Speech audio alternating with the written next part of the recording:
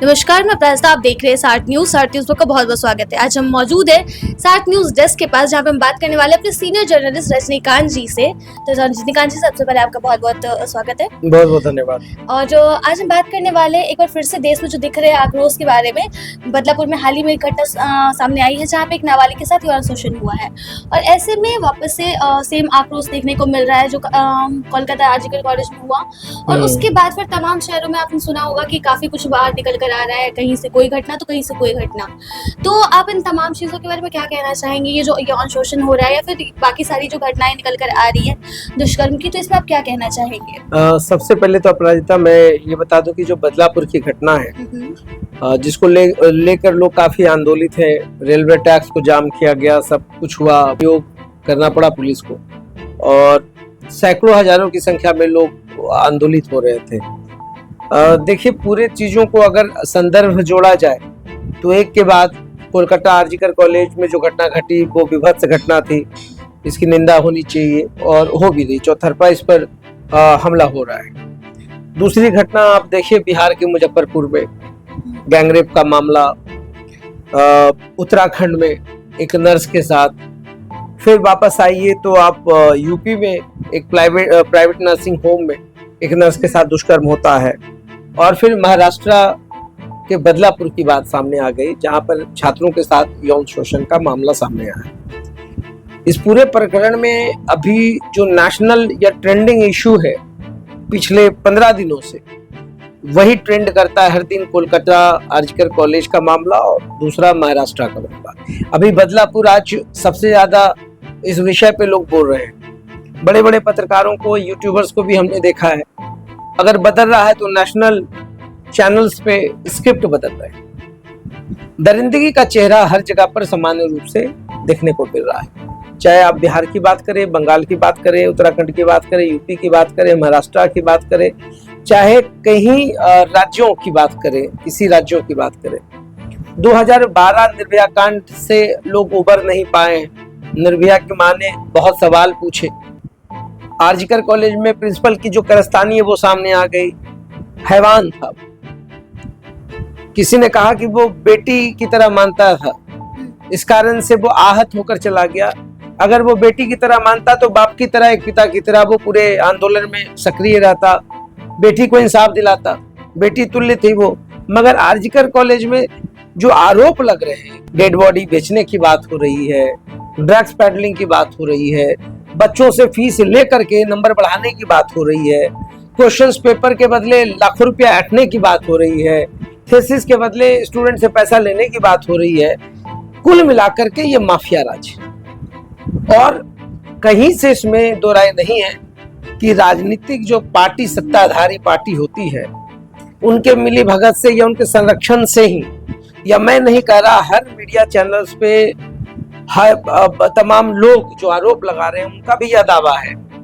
महाराष्ट्र में आज मैं एक यूट्यूब चैनल सुन रहा था, बड़े पत्रकार हैं, उन्होंने महाराष्ट्र की घटना और बंगाल की घटना को कोरिलेट किया। विभत्सा वहां भी हुई, बच्ची थी, इसको भी हम कमतर नहीं आंक रहे हैं। मगर जो स्क्रिप्ट बदल करके किसी एक स्टेट के मुख्यमंत्री को डिफेंड करने की कोशिश की जा रही है। मैंने पहले भी कहा था, याद होगा आपको, कि जो सत्ता जिस राज्य में जिसकी पार्टी होती है, जिसका सत्ता होता है, वो अपने हिसाब से चीजों को मैनिपुलेट करता है। नो डाउट महाराष्ट्र में भी सत्ता के लोग जो हैं उस स्कूल के मेंबर बताए जा रहे हैं। अभी तक मेरे पास कोई ऑथेंटिक रिपोर्ट नहीं है, मगर उद्धव ठाकरे ने तो कहा है। तो अब हर चीज का राजनीतिकरण हो रहा है। और ये जो रोधी मीडिया है, जो गोदी मीडिया पे आरोप लगाता है, मुझे समझ में नहीं आता है गोदी मीडिया कौन है, रोधी मीडिया कौन है। मीडिया का सारा शक्ल मुझे एक ही जैसा दिख रहा है, ठेकेदारी का शक्ल। हर पार्टी का टेंडर ले लेकर, पैसे ले लेकर ये लोग जो चीजों को नैरेटिव सेट करने की कोशिश करते हैं, एजेंडा जर्नलिज्म चला रहे हैं। इन लोगों को तो शर्म आनी चाहिए कि इतना लंबा चौड़ा भाषण देने के बाद नींद कैसे आती है। क्या बच्चों से आंख मिला पाते हैं, क्या करते हैं। महाराष्ट्र की घटना, बदलापुर की घटना काफी निंदनीय है। और जिस प्रकार से ये स्क्रिप्ट तैयार किया जा रहा है मीडिया में, वहां के पूर्व मेयर ने यहाँ तक एक लेडी मीडिया पर्सन को कह दिया कि आप तो इतना एग्रेसिव हो रही जैसे घटना आपके साथ घट गया हो। कितना अफसोस है, पूर्व मेयर और आप लोगों की बोली जो है एक सड़क छाप नेता से कम नहीं है, एक टपोरी से कम नहीं है, तो क्या इसका निंदा नहीं होना चाहिए? तो मेरे बस यही कुछ बेसिक सी बात है जो मैं कहने की हमेशा कोशिश करता हूँ कि यह गलत हो रहा है। रजनीकांत जी, एक बात मैं आपसे पूछना चाहूंगी कि अगर आपने मतलब देखा होगा इधर हाल में लगभग 15-20 दिनों से लगातार ये मामले उठकर आ रहे हैं, तो क्या इसके पहले यौन शोषण नहीं हो रहा था? इसके पहले यौन तो इस तरह शोषण नहीं भी हो होते रहे थे, मगर मैंने क्या कहा कि निर्भया कांड विभत्सा का एक उदाहरण था। थे? कोलकाता आरजीकर कॉलेज में जो बेटी के साथ हुआ वो विभत्सा का एक उदाहरण है। जो यौन शोषण बच्चियों के साथ किया गया स्कूल में, उसको हम कमतर तो नहीं मान सकते हैं क्योंकि वो बच्ची है। उसको आप मानसिक रूप से, आखिर ये 15-20 दिनों में ही इतना क्यों उछल रहा है? मतलब इसके घटनाएं पहले ये मामले क्यों पहले नहीं भी हो दायर रही। थे? मैंने कहा ना कि बलात्कार की घटनाएं देश में हो रही हैं, रुकने का नाम नहीं, थमने का नाम नहीं, कानून का कोई भय नहीं। निर्भया कांड अगर आपको याद होगा 2012 में हुआ था। मैं खुद उस और एजिटेशन का हिस्सा रहा। 2012 में हुआ था और अब 2024 चल रहा है, और इन 12 सालों में ऐसा तो नहीं है कि यौन शोषण हुए ही नहीं होंगे।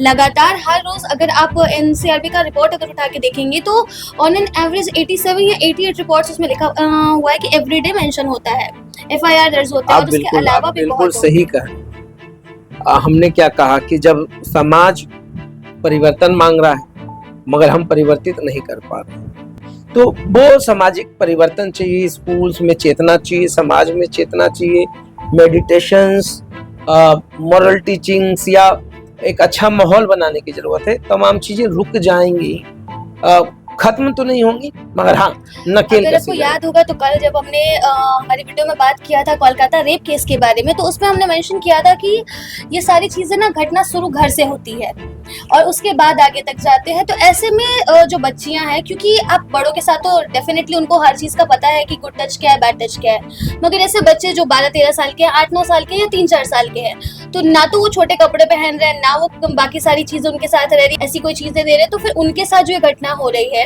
और घर में अगर मान लीजिए उनके साथ नहीं भी हो रहा, तो फिर ऐसी क्या चीज है जो उन लोगों को मतलब इस चीज के लिए प्रोवोक करे कि उनके साथ अगर ऐसा कुछ गलत हो रहा है, सोशल मीडिया भी बहुत बड़ा दोषी है। उससे बड़ा दोषी मैं मानता हूँ कि मैं तो कह रहा हूँ कि सामाजिक पारिवारिक परिवर्तन होना चाहिए और इसकी शुरुआत घर से होनी चाहिए। खैर ये तो एक बहुत बड़े सब्जेक्ट का प्रश्न है जिस पे हम लोग कभी और विस्तार से बात करेंगे कि इस पे किसी बड़े साइकोलॉजी के जो जानकार होंगे उनको बुलाएंगे हम, और वैसे कंसल्टेंट को बुलाकर एक एपिसोड तो हम जरूर चलाएंगे, क्योंकि बहुत सारी चीज़ों को जानना और समझना बहुत ज़रूरी है। मगर परिवर्तन आएगा, हम और आप इसकी शुरुआत कर सकते हैं। एक देखिए, हर चीज का एक शुरुआत की जरूरत होती है, एक किक की जरूरत है। वो हो गया तो सब कुछ ठीक हो जाएगा अपराजिता। तो ऐसा तो है नहीं कि लोगों के माइंड में ये बात है नहीं, बात है, मगर इस पे चर्चा नहीं हो रहा है। इस पे सामाजिक चर्चा चाहिए, इस पे वोकल होना पड़ेगा, लोगों को बोलना पड़ेगा। घटनाएं चल रही हैं, वेदर वो कोलकाता रेप केस हो, वेदर वो बदलापुर का जो अभी कांड हुआ है वो हो, उत्तराखंड हो, दिल्ली हो, या जो भी हो, तो ऐसे इन तमाम चीजों के बारे में आप क्या कहना चाहेंगे? मतलब ये ओवरऑल आपका क्या है? मैं तो बस एक ही चीज कहूंगा, फिर कहूंगा कि जो अब इसके बारे में कहना क्या है। मानव अगर पशु हो जाए, नैतिकता खत्म हो जाए, मनुष्यता इंसानियत खत्म हो जाए, संवेदनहीन हो जाए, तो ऐसी सिचुएशंस तभी आती है। तो समाज को फिर से इंसान वाले मोड में आना पड़ेगा और खुलकर इस पर बात करनी होगी, तभी तमाम समस्याएं दूर। धन्यवाद रजनीकांत जी, हमारे तमाम सवालों का जवाब देने के लिए। देखते रहिए सार्थ। बहुत बहुत धन्यवाद। धन्यवाद।